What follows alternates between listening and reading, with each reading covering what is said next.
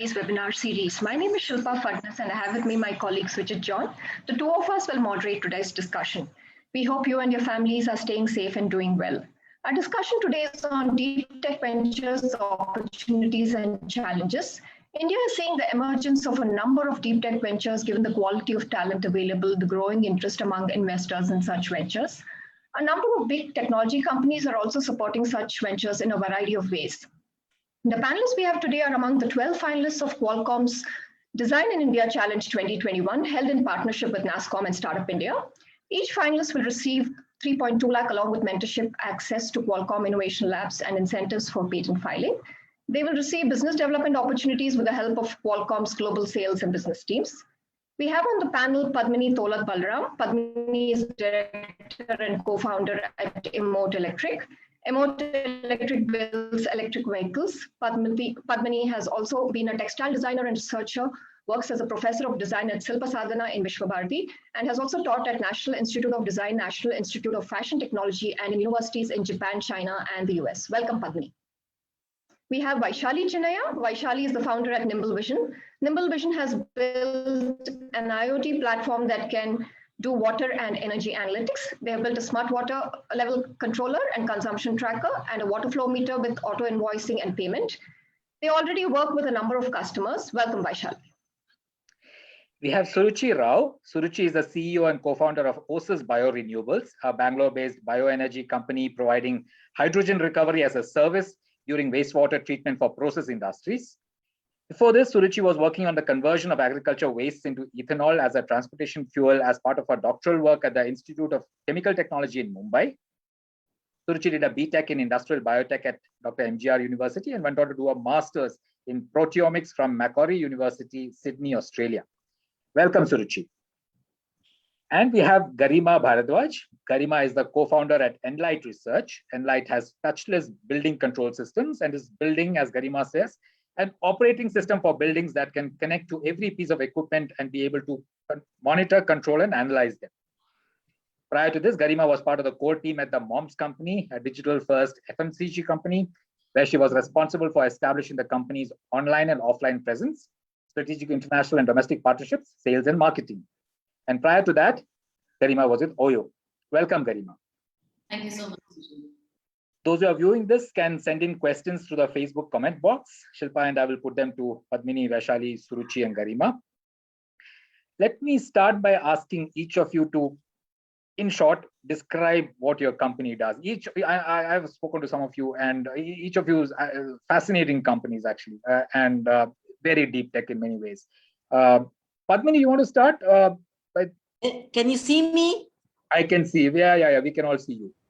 Okay, fine, because I can't see you. Is it? Okay. Okay. No, I can't see you. Doesn't matter. Doesn't matter. I'll just say, okay, just let another person start. Meanwhile, I'll try to see if I can see you. Okay. Vaishali, you want to start? Yeah. Okay, I got you. Okay. So, Padmini, you want to start, or shall we give Vaishali? I can start. I have no problem. Okay. The Emote Electric, we make very electric vehicles, which are very fast, and we have innovated many technologies with that. So it is a very high-tech electric vehicles, which are also geared vehicles. Now in India or even abroad, there are very few geared vehicles. We are one of the 2 or 3 in world, and we are the only one in India having this kind of capabilities of having a geared electric vehicle. And it has also got storage system, removable batteries. So even if you are staying on 20th floor, you can carry your batteries and charge it at your home and come back. So, and also like it has got the charging system, the speed charging system, which has got, you can charge it within 2 hours. And you can put multiple batteries to make the range of the batteries at one charge very far, much more. So it can go up to 450 kilometers. This is one of the only electric vehicles which gives you such a huge range. So these are some of the, and we are also using processors. It's like quad-core processor, and then there is a 4G connectivity. Then we have onboard this is navigation systems and onboard GPS, and then as well as a whole host of smart features in our motorcycle. And it's also very well designed motorcycle because our director Pranav Singanapalli is a designer and he's a product designer with and also technology and business management also. He has done masters in that in UK. And then so these are like some of these features are very rare in the world. So that's what we are kind of trying to bring it up, and we are kind of changing it from different. We are also making another kind of motorcycle for using it as taxi vehicles, two-wheeler taxis. So we are kind of innovating all these things simultaneously. Okay, yeah. Yeah. Electric vehicles are becoming the flavor of the season. Absolutely. Number of them on the roads already. And yours is yet to be on the road, right? You're not started manufacturing them yet. Yeah, but we have already kind of done a lot of testing and everything. We have about 10, we're making now about 10 to 12 prototypes. And then soon we will be, once we get because of the COVID things have delayed a little bit because we couldn't. And also we offer like one unique thing is that there, with so many facilities, we are offering actually almost equivalent to performance more than like a petrol vehicle, as well as it is also almost at the same price range, which is unique. Because see, even if you see the Tata Motors car, an electric car costs so much more than the car of the same kind of a capacity costing you more than 4 or 5 times things are becoming expensive. So that is a really cutting edge technology that we have tried to do. And then that is what is our unique point. So we are not very expensive than the same capacity vehicles that you get it in petrol range. So it will be a very good transition. His whole idea, Pranav's whole idea, our CEO's whole idea was to make two-wheeler, because two-wheeler also produce, if you see the petrol vehicle two-wheeler, there's so much pollution it creates. He wanted a pollution-free vehicle.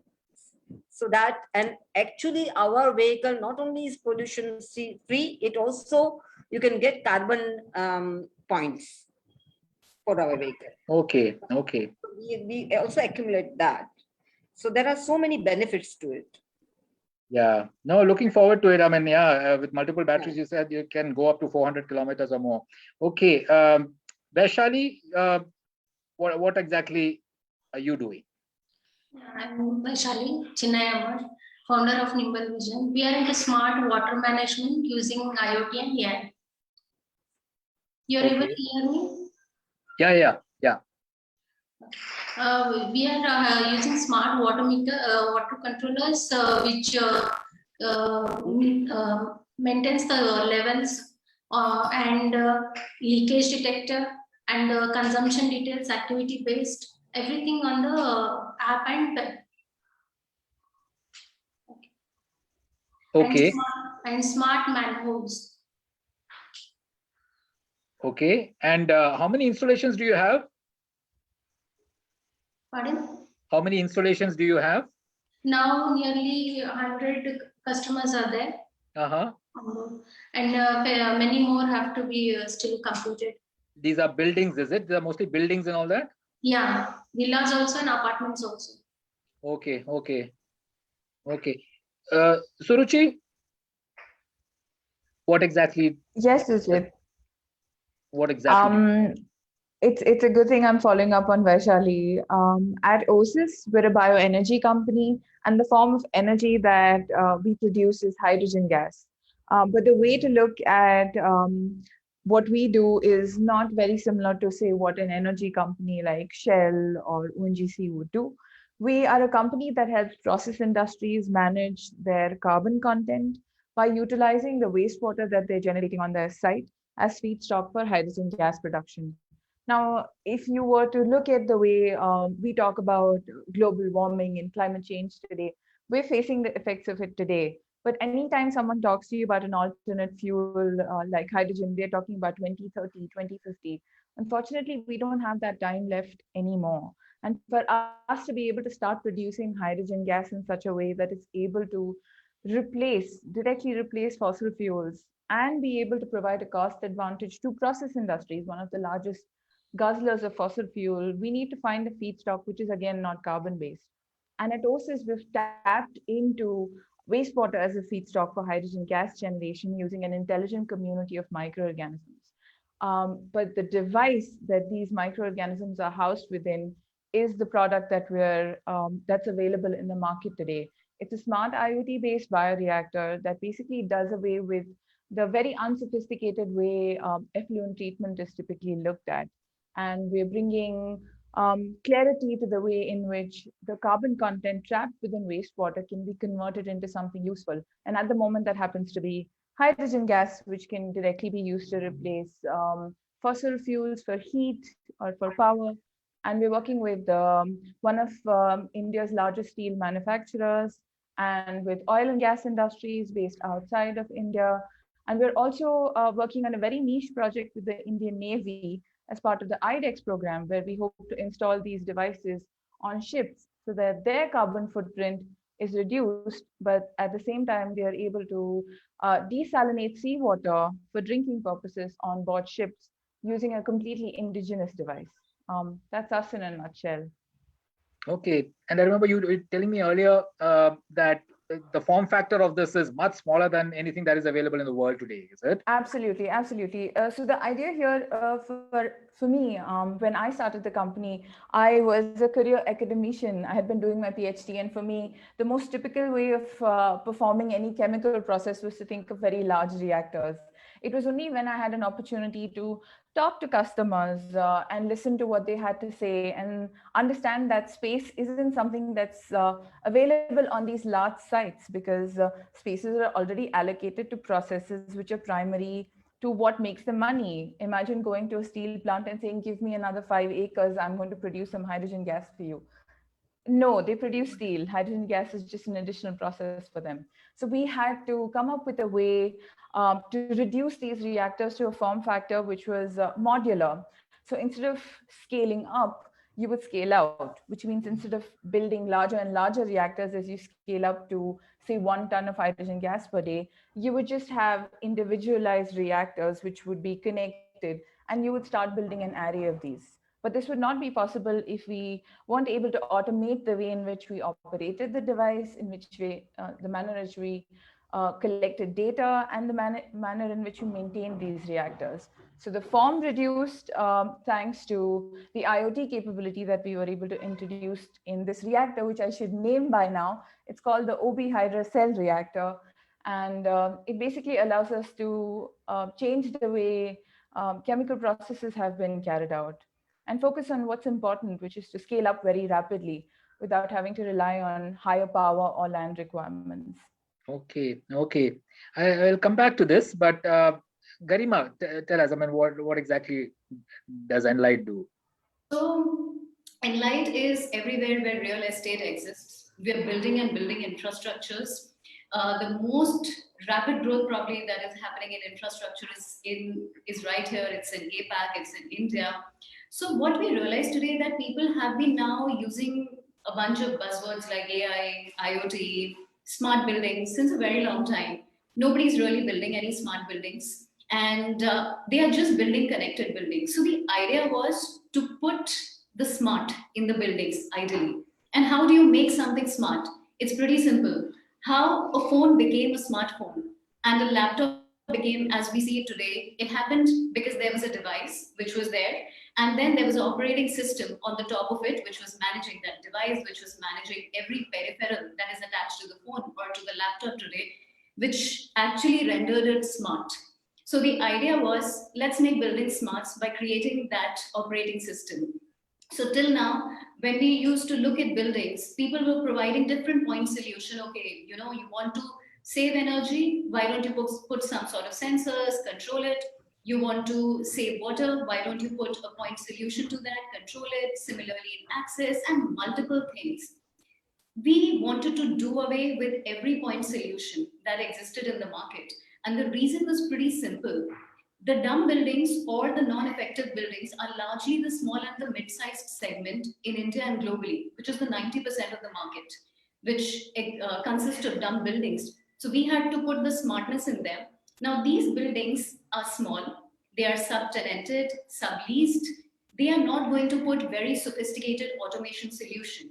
So how do we build an operating system for all these infrastructures, which is agnostic of what type of infrastructure it is? What are the different sort of equipments that have been already put in an infrastructure or could be put in a greenfield building? So that is when we created a device. This device is like a hardware. You can consider it to be a phone, which takes all the peripherals and the equipments, all the building functions onto it, and it runs on an operating system, which is also created by us, which is called Know Your Building. And for the first time in the building industry, we're filing a patent for this. We are creating this hardware, which is completely wireless. It works on mesh technologies of Bluetooth and Wi-Fi and is able to connect to each and every equipment, peripheral, process, and person inside a building. So it's literally like you put this small device, which is probably this size, into a building. Your building is smart. It connects everything all together, stitches everything for you, for each and every stakeholder, which is present in the building for them to see. So just like there's a KYC, there's a KYB that we have for all these infrastructures, which is Know Your Building. Okay, very interesting. So it can practically, you were telling me the other day, can connect to practically anything in the building, any device. You have multiple Bluetooth with like connections. What are the different connectivity points you said? So the BACnet and the Modbus, which are those yes. two things. So we have done implementations in places like Tata's and Just Dials, which are old buildings, 10, 12, 15 years old, and they took even rental equipments, which are even older. We were able to hook up our systems to them. At the same time, we work with the likes of embassies, we work with the likes of CBREs, which have all the new technologies possible, because they also get a lot of equipment from outside. We're able to hook up to them also. You have a wireless technology, this will work. It's literally like having a device. You have earpods, or if you have a cable jack, don't worry, everything is going to work with it. So if it's BACnet, Modbus, BLE, Bluetooth, Wi-Fi, every protocol and communication technology which exists in the building today is compatible with this device. Okay. So Vaishali's products should work with yours, I guess. Ideally, it should. Vaishali, you should tell me probably which protocol are you working on. I'm anyway looking at a water management company. So Vaishali, I mean, you didn't say much earlier, so I just wanted to bring you in AI and IoT and all. How exactly are you using it, and how well are these water meters and all working? Yeah, they're working very good. As of now, no issues till now. And our solution is retrofit. So once you fix, you forget about it. Like that it is. Any issue is there, we can solve the problem sitting here only. No need of going there and solve the problems. Okay. So how are AI and IoT and all being used here? IoT, actually we are hardware-based company. So one hardware unit and the software software code, and it works like that. Okay, okay. And you are managing the entire thing for the customers, or the customers buy the entire solution from you? They are buying the solution, and everything we are managing actually. You are managing it. You can figure out what the water consumption is, what is going wrong, where. Everything we are doing. Okay, okay. Shilpa? Suruchi, coming to you, you spoke about the form factor and how you went about developing an intelligent system. So if you can talk about your proprietary technology and the initial set of challenges that you went through before you signed up your first customer. Right. So the way we look at the intellectual property that we have generated, the company was founded in 2017, and we've had capabilities that have been added in the form of people joining the team. And the way we look at our IP is that there's core IP, which is basically the microbial catalyst or the intelligent microorganisms which accelerate or which allow the process of hydrogen gas generation to take place. The way in which these microorganisms are designed is the core IP on which the rest of it sits. And the next circle that comes around is, of course, the form factor. Like I mentioned before, initially the form factor that we had was based off of my very traditional way of looking at any chemical engineering process, which is to have reactors in place. Once we started speaking to these customers and started taking in the feedback about, hey, this might not work, this might be a little too big, the power requirement is too high, we started to realize we had to come up with a way in which we decentralize the process. We don't look at it as something where we are starting with 150 meter cube, which is about 150,000 liters of water, which needs to be processed per day. We say, no, let's break it down. Let's look at volumes which are easier for our customers to handle or to begin with. 1,000 liters, 100 liters, 5,000 liters. And that's how we started building these reactors. On the outside of that sits the most important thing right now, or what's our USP when we're going and speaking to the customer, which is the IoT capability. Now, in very plain terms, if I was to give you an example, when COVID happened, March of 2020, me and my co-founder Suhail, we were just about to jet off to the US to have our first pilot in the United States, working with a large oil and gas company, and we were very happy with ourselves. We still have those tickets, they still remain open tickets. So you know what has happened since then. And we quickly had to come up with a way we interact with the next round of customers. So our beachhead market when we started was with the oil and gas industry. You're producing hydrogen gas, and the ones who are most interested in making that transition to an alternate fuel also happens to be the traditional industry. But now what happens? So when someone from the steel industry came and spoke to us, we couldn't tell them that, hey, wait for COVID to settle down, then we'll come to, say, a site like Jamshedpur and we'll install our device. We had to come up with a way where we're able to monitor and operate and run this asset for them offline without asking any of their personnel to intervene. And that's how we started to understand that our electronics had to expand beyond just the microbial process, and it had to move on into making this a smart, I don't know if smart is good enough a word, because a reactor is certainly a little more than that, but smart in its current definition of Industry 4.0, where everything from the way the reactor starts to a warning, for example, if the concentration of hydrogen gas increases, even as laymen, we understand the safety issue involved with a gas such as hydrogen. So the alarm system, the warning system, and most importantly, the manner in which we operate the system. The one thing that no one talks about when they're talking about using waste as a feedstock for any thing of value, whether it's energy, power, another chemical or another product, is that nobody talks about maintaining the quality. There is no QA, QC happening at this end. We're having to roll with the punches as the changes in the water quality happens on a daily basis. Now, how do you deal with that? 10 years ago, 20 years ago, you would have an operator on site. And from the day that the plant has started, he would be gaining all of this know-how. There's a change in the salt content, there's a change in the carbon content. I now need to change the process in such and such a way. And he would create a log and he would build up that technical know-how. And this person basically becomes the node for how well or how poorly this asset operates. At Ossus, we realized we didn't even have that option. The idea of a personnel is no longer valid, not just with COVID, but with the way things need to be executed today. And that's where the IoT capability becomes extremely important, because even today you have digital control systems that will give you a warning, that will give you an alarm, but none of them today are able to actually operate or run a reactor based on the knowledge that the system has gathered from previous runs.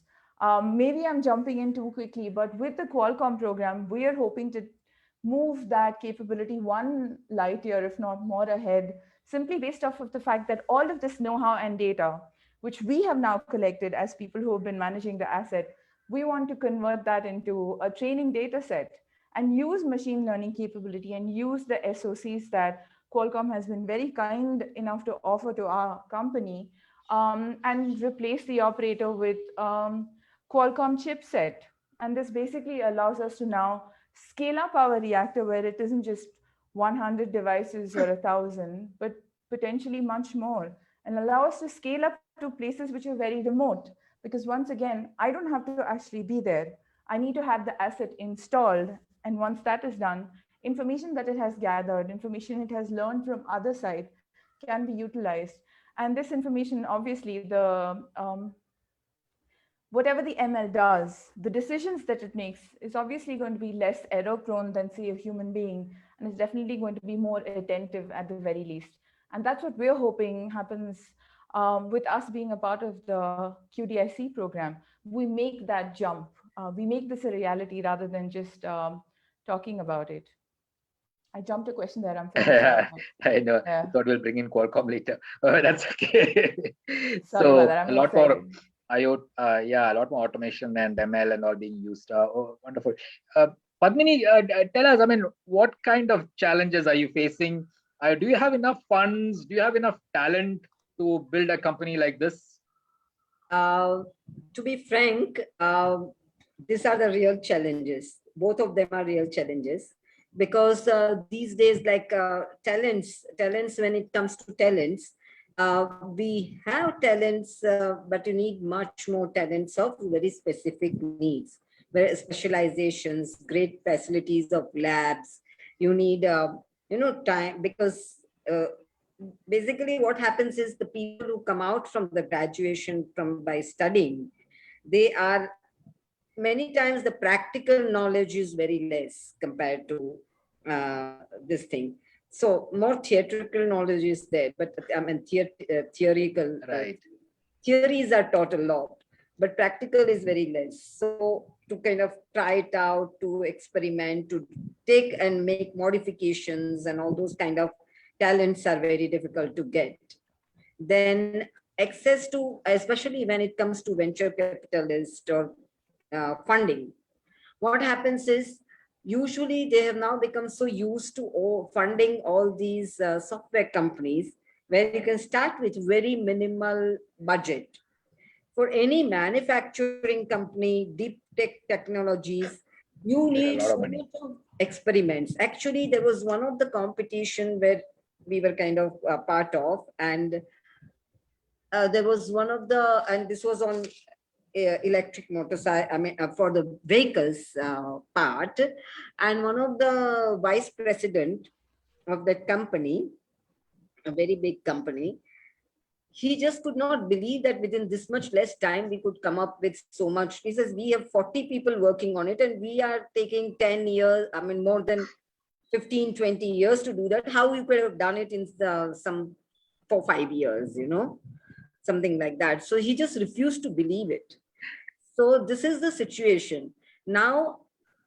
So this is the problem about this, and so the labs, so many things, and all these needs a lot of money and funding, because you have to keep on changing the prototypes. You have to keep on parts different. If this didn't work, okay, maybe you try out, maybe look at this year, that year, that kind of a stuff. For all these things, the venture capitalist will always ask you, how much revenue have you got? And as I already explained you earlier, that for getting revenue, you have to first put the thing in the market.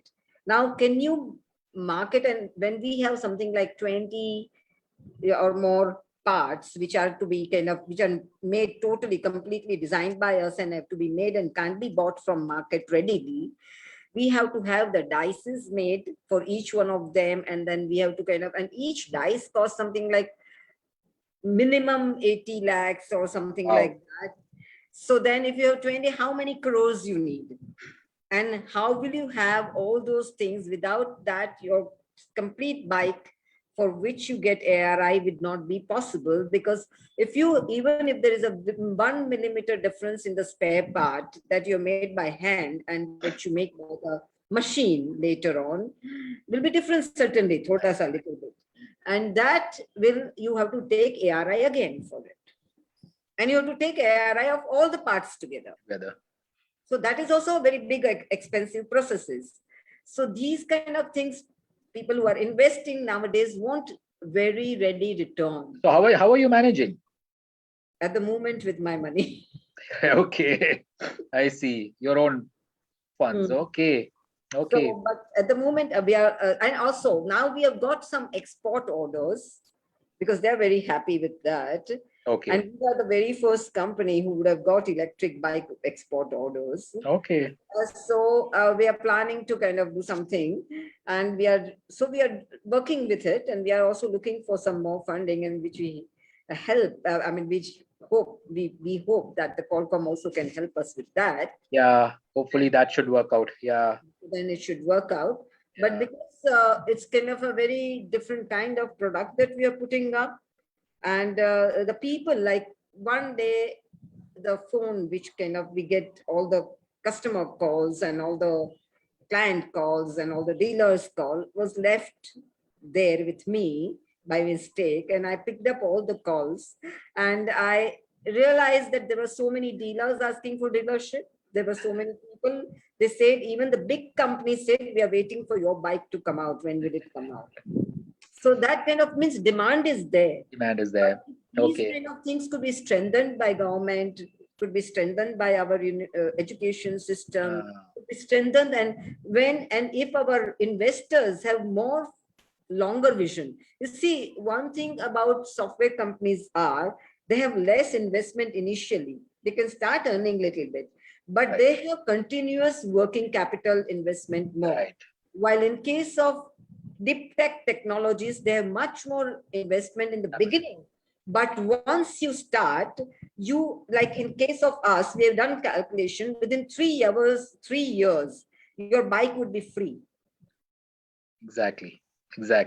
Because the petrol price going up so much. So there is so much demand for it. So true. That Padmini, you're breaking up a little. Yeah, Padmini, your connection is up. In mind, actually, the vent problematic. Okay, sorry. Yeah. I'll see. Okay, I think it's better now. Yeah. I think Padmini is frozen again. So okay, let me just ask Garima whether she's facing similar problems. I mean, Garima, did you go through similar challenges? Oh yes, the challenges, I think, given that all of us from hardware, some challenges are common because it's very capex intensive at the end of the day. Every mistake that you make is cost. From the smallest to the largest, depends on what is the cost associated to it. Talent, as both Suruchi and Padmini, they would agree to it. Talent is definitely a dearth because we are talking about deep tech. We definitely have seen things around the world being built. In India, it's new, where there is no practical knowledge or practical know-how for this. People have done researches, they have read papers, and they are all excited about, yes, AI, yes, IoT, but what in that? So it's literally, when they come to a company, it's a grooming. You spend at times I feel that, I am probably educating these people more, and then is when they will start delivering something. So it's not that easy. First of all, on the talent side also, and if you're looking at talent which comes with 10 years of relevant experience, you don't have the propensity to pay as a startup. Definitely no. Then thing comes to components. Again, India lacks largely in those things. So you have to rely on some country or the other. And then 2020 happened. Everybody knows what happened in 2020. There was a time where our entire supply chain, because a lot of components that we were getting were from Taiwan and US, it was completely broken. So me and my co-founder, we took 2 days off to think, what are we doing next? Are we able to do anything? Because one side is my supply, my components are not coming, nothing is available in India, and my demand is real estate, which has again shut shop entirely and completely. And even today, we are in 2021 mid-year right now, even the component supply today has not gotten back to normal. You are getting components at 4x times the price, you are having to import it because India does not have any of those. And there are certain things, if you are to manufacture in India by assembling a lot of things, it will cost you so much that you will have no cost benefit associated with developing the entire product then. Also, somewhere, while people are very upbeat about deep tech right now, when it comes to adoption, there's still some skepticism. When you go to a large traditional company, they'll be very excited about, hey, you're doing this is amazing, this is great. Why don't you send across something now? Why don't you do an audit? And when it will come to final implementation, they'll be like, yeah, we're waiting for certain approvals. And why does it happen? It's not a very easy sell. As Padmini is saying, developing software is easy, selling it is easier. You give a trial to somebody, they'll do it for 15 days, 30 days. They'll be like, oh, I love this new version of Asana. I love this new version of Basecamp. But when it comes to a device, doing a POC for a startup is not easy because again, that is cost. And adoption is even more difficult because if I have spent money in building it, I need some capex recovery at the same time. And the sort of skepticism which comes because people are like, oh, if you'll do so much automation, what are my people going to do? Because we have so many people as well. So instead of thinking that you're probably building an efficiency there, they're like, okay, but I have people to probably do these things already. So what do you do with it? So I think that is where the challenges are. So how do you overcome these challenges? So how do we overcome these challenges? With talent, we have realized one thing. We have now, instead of looking for who works the best in Bluetooth and who works the best in Wi-Fi, we have taken people who have experience in hardware, in firmware, and in software, doing the things that they have to do. You can develop a platform, you can make a device talk to a platform, and you can build a device and incorporate a technology in it. And then we've hired some people with extremely high working experience, but in building management, nothing to do with technology. So now we are utilizing people's strength in building automation and then building up our products. And we also work with a bunch of customers that we have, which are very open about, okay, what, come do this in my office. We've had customers like that. There is a customer, CBRE and ISS, which literally gave us office space for a while that, hey, you're building the solution, why don't you sit here for 6 months? So it was like that. So now we have experienced people who know what they are building, and we keep sharing knowledge via either the people that we have who are senior in automation, and we also work with a lot of mentors now. So for instance, in Qualcomm, we were assigned a bunch of mentors. I have been a part of Qualcomm since last year in one of the other programs. Now, the beauty of Qualcomm is that because it's a very, very old tech company working on a very future technology, talking to somebody sitting in US, you exactly know, okay, where is the future heading? Somebody who heads Smart City IBM in US, we speak to them and we're like, okay, what is happening next? Do you think this is a good technology? Because eventually in India, we follow a lot of things. When it comes to even components and part supplies, we again reach out to these large companies now that you're working with for some sort of a cost advantage and partnership. Because when I'm directly reaching out, of course, they are quoting very high prices, but then, I'm partnered with a Qualcomm, or I'm partnered with a Wipro, or I'm partnered with the IBM. We get cost optimizations because the introductions and references are made by these large companies, but also we are looking at Indian alternates. So I think 70% of our bill of material, now we have Indianized it because we were like, okay, someday if things go obsolete, product can't go obsolete. So that's where things are. And what we have also done in last 1 year is found out a lot of industry relevant mentors. They could be coming from a real estate. So it could be the person who owns the house of Hiranandani in Bombay or a Rustamji in Bombay, to the likes of course, people in Qualcomm and people in a lot of tech industries to find out how to better position everything and at every point, never have the dearth of supply and demand. Okay. Shilpa, your electricity has gone off in your place, is it? Yeah, I think it's taking some time to come back. All right. I got a last picture and I was like, what just happened here? Oh, it's come back now. Yeah, I agree.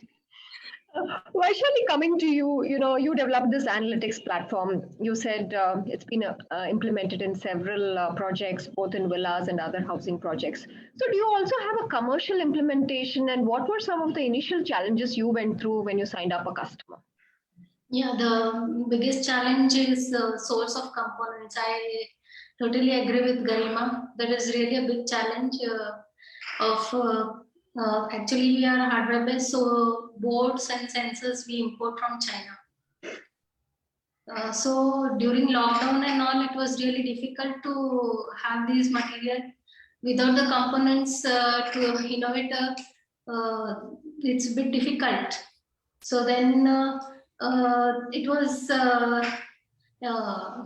the second challenge we faced when this lockdown period was the trained engineers. We could not find the trained engineers, and as they said that knowledge in theoretical is more, but practically no one is having experience. We have to appoint and again train them. So much of time loss is there, and this is a big challenge for us. And the third one is scaling. Actually, capable product is there, potential is there, but scaling is a bit difficult for.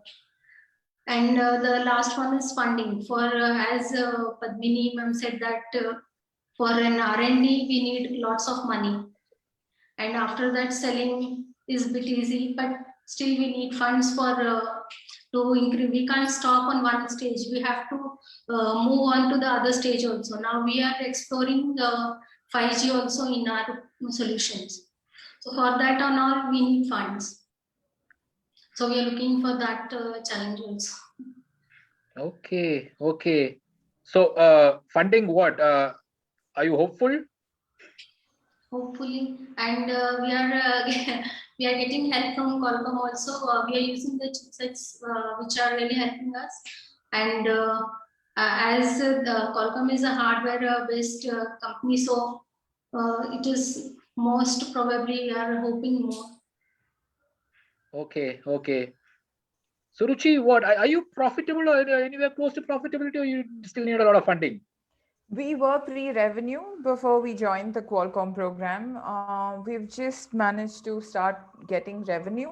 Okay, okay. Obviously, the sales cycle for any hardware company, as anyone on this panel will know, these are very lengthy cycles. So we do need buffers in between. Of course, we are trying to raise a round, but the only reason I keep saying we're trying to raise a round is because we've been supported.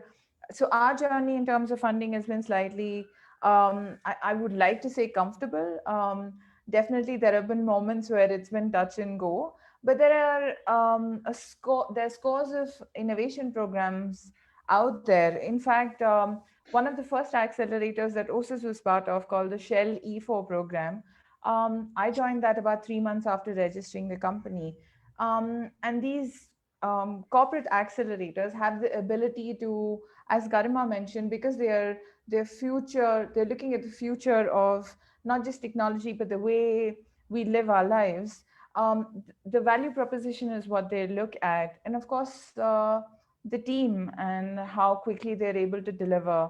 We've also been part of other grant programs where, based on a fixed outcome, which obviously is related once again to your product, you're able to sort of cross one milestone after the other, despite being pre-revenue. And the only reason we've started generating revenue now is because we're able to deliver not just a product, but also the service that we had promised these customers. For example, our relationship with our current paying customer happens to have started from one of these, the India Innovation Growth Program. Am I still connected to the internet? Yeah. We can hear you.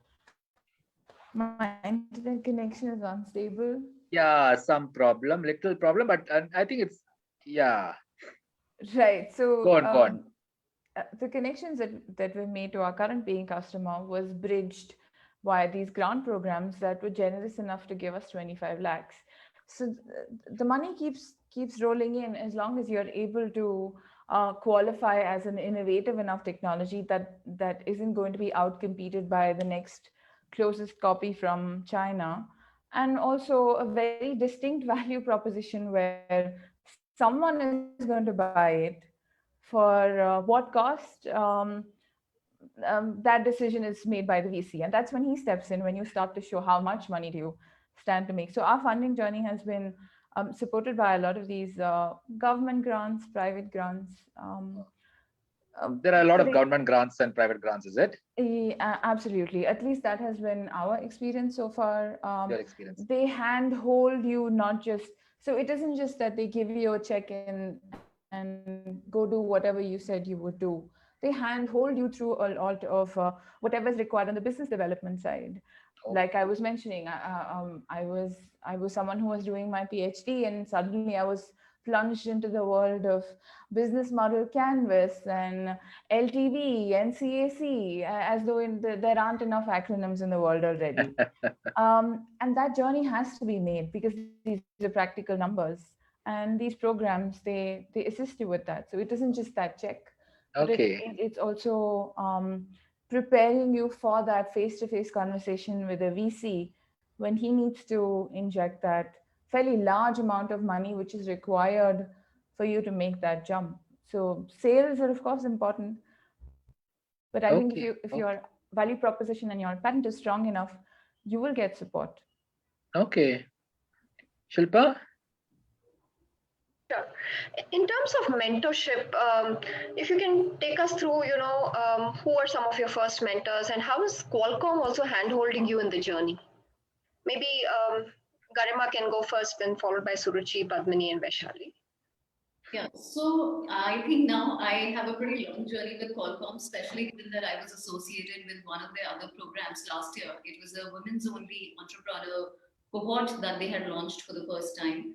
And I signed up for that cohort, not even realizing what is this program. I was like, okay, a company like Qualcomm is launching something, maybe I'll get some technical help. Because with the entire close down last year, that's what we were looking at. And I would say it has been one of the most exceptional journeys of me and for my company and for my team. We were assigned a mentor who's a veteran at Qualcomm. He has spent 24 years at Qualcomm. Qualcomm, by the way, itself is not more than 35 years old. So that's how old he's at Qualcomm. He is the VP of engineering, and there are only 35 VPs globally in Qualcomm, and he's one of them. And when he was assigned, initially I had still certain hitch that, what all can I ask? Then one day I just called him. I'm like, hey, Lakshmi, I have my bomb. Can you probably optimize it? Which means I am going to send my entire bill of materials of a very small product. Can you optimize it? He's like, yeah, sure, send it over. And we sent it over. And next day he's like, yeah, I have done all my maths. So let's talk about it. And then we had a 3-hour call. And I'm like, wow, who takes out so much time for a startup which is so new? And here is a guy who manages the entire Hyderabad facility, by the way. That entire facility is under him. And that is when conversations with him started. Every tech problem, my team started saying, call Lakshmi. I'm like, Lakshmi is not like somebody, my buddy that I know, but they're like, but Lakshmi is there now, you can talk to him. I'm like, have you even added him on LinkedIn? Do you know who he is? So that's how it became with him.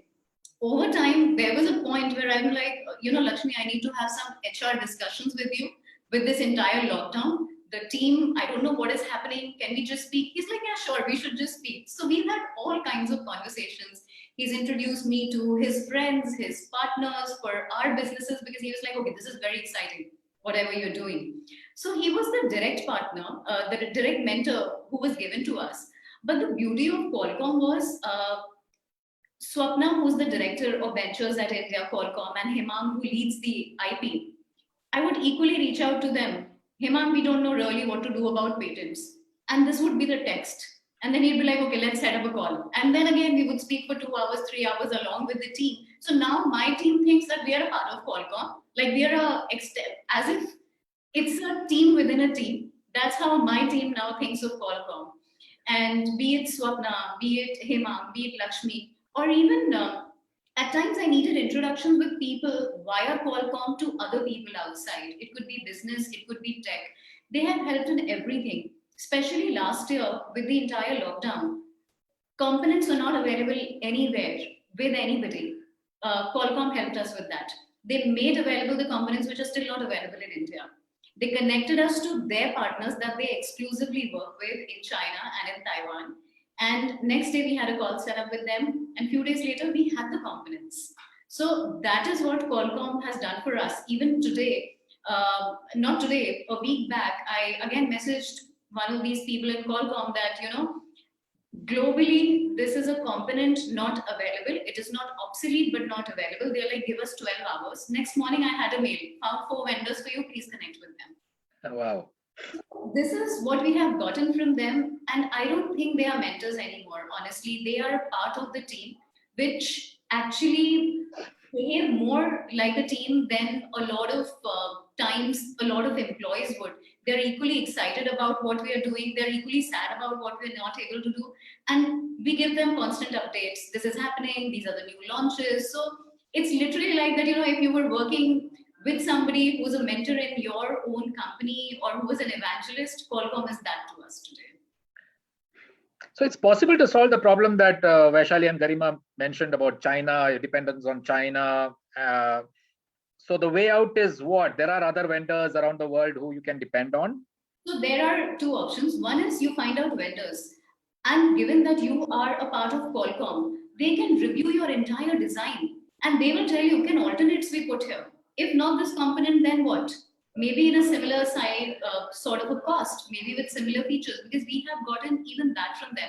We used to send our entire block diagrams and schematics. Please go through this, suggest alternates. When they used to review our bonds, and they have even helped with that. So they've just not helped with suppliers. They go way ahead. They're like, who do you want? Do you want somebody in firmware? Do you want somebody in hardware? You send them your design, they will come back to you and they'll be like, hey, sorted this out. Ask your engineers to get on a call with us. This can be done. So, Vaishali, what similar is it? Vaishali, how did you get over your dependence on China? Yeah, same way how she said, no, we share the designs to the vendors and they posted it and then they have worked on it together. Sometimes we had to rechange it, and in this way they completed the boards. Yeah, okay. Padmini, I'm sure your area also, there must be quite a bit of dependence on China, no? For batteries, but we also have vendors from Taiwan and all. Is it? And they are actually very keen on working out, and we also did some work for them and all that. Okay. Are some of them setting up? Will they?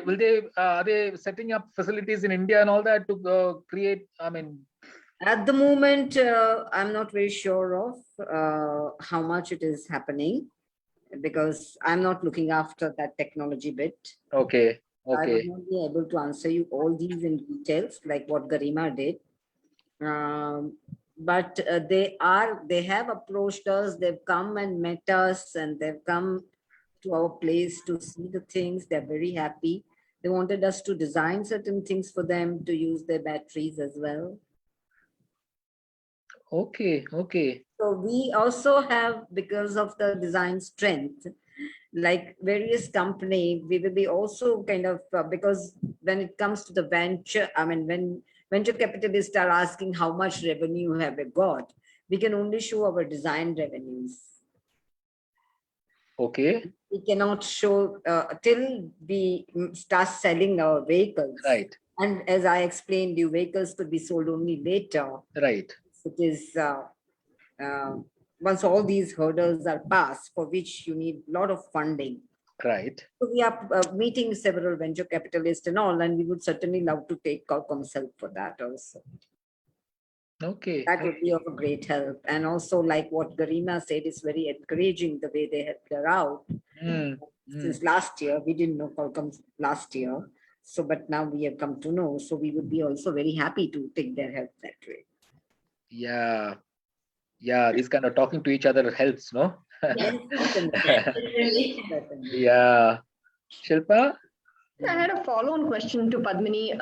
Padmini, the electric vehicle ecosystem is evolving in Bangalore. We've had Ather, Ola Electric, several other companies. So do you think the ecosystem, you have some sort of a knowledge sharing, mentorship, assistance? It can be very done informally, but do you think you have that kind of an access to help you, resolve design challenges, sort of pre-production, other challenges? Well, I won't be able to tell you much about this because I know Ether has come out done, but with the problem with Ether, I don't know what exactly is the problem, but they had started almost, with the support of incubated at IIT Chennai, Madras. So therefore, and they had very good support system. And in spite of it, and got so much funding, but their products are not so many out as yet. And with so much funding, while we, with very little funding, we are much ahead, and their product is not as fast as or as innovative as that. Okay. These are some of the, I mean, there might be something which they may not have brought it out on the market, and maybe we don't know about it. That's all the possibilities. But these kind of things do happen. Yeah. Anyway, they are now with Hero, so I guess there'll be some help coming from their side and all that, and maybe they are working on that. Yeah, Okay. possible. See, sometimes when they are with the very big companies, they don't want to reveal till they are absolutely right in the market. And often these things, you realize it only when you hit the road. When you start selling is when you realize, okay, these are all the problems that we haven't addressed and all that. So I guess it will be time. Because see, so far they've now, I mean, sold something like 3,000, maybe.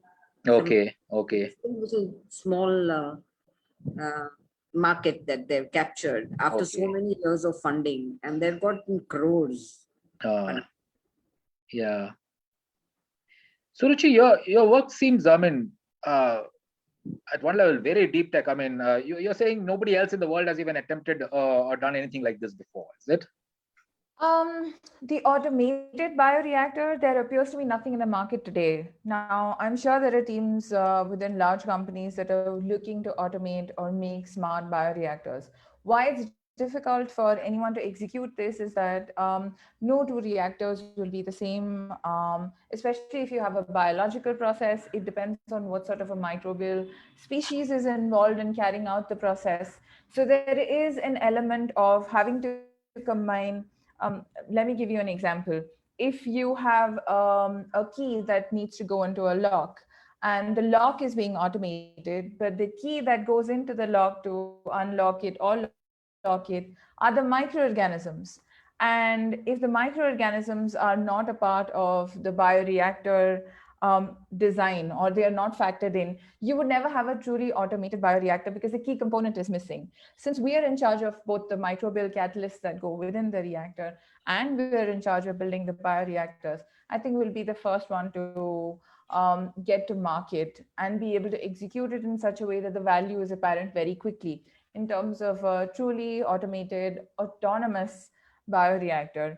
Maybe 5 or 6 years down the line, as synthetic biology catches up, you have one single microorganism that has the capability of several different microorganisms, and the knowledge that comes from AI associated with biological processes improves, the technology will catch up. Our advantage happens to be that we know what goes within our reactors. So we're able to bring in that, we're able to come up with the right combination and come up with a digital control system which makes it completely autonomous. So we just have that advantage at the moment. Okay. What are the kind of skill sets that you have internally? So it's at this point multidisciplinary is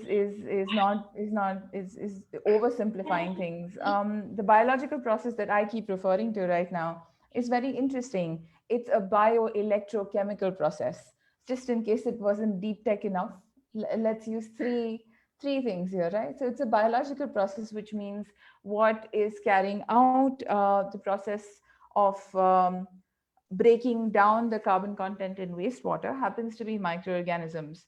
But the product that these microorganisms produce is not directly hydrogen gas. They produce a precursor, which is electrons, which means these are microorganisms that generate electricity or current. What we do is hijack this process of electron generation by introducing these microorganisms within an electrochemical cell. So these electrons are able to transfer it to a current collector, which then reduces the electrons to hydrogen gas. Bioelectrochemical process. So obviously the type of capability that we require, or the team composition, involves electrical engineers, electronics engineers, mechanical engineers who still rule the roost in our company, and biologists. The one thing that I would agree with Vaishali and Garima is that for whatever reason, biology in my country does require strengthening in terms of what is taught to students in universities.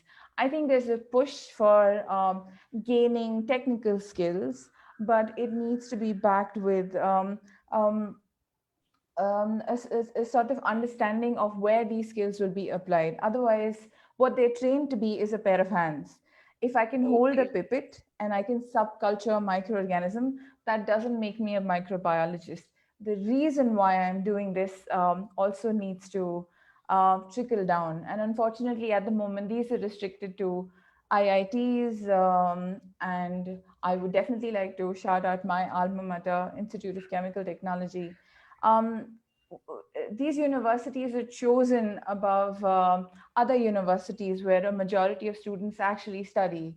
And if 10% of the population is taught the skills required to convert that hands-on knowledge into information, the other 90% are who we as startups are left with, the ones who we can afford.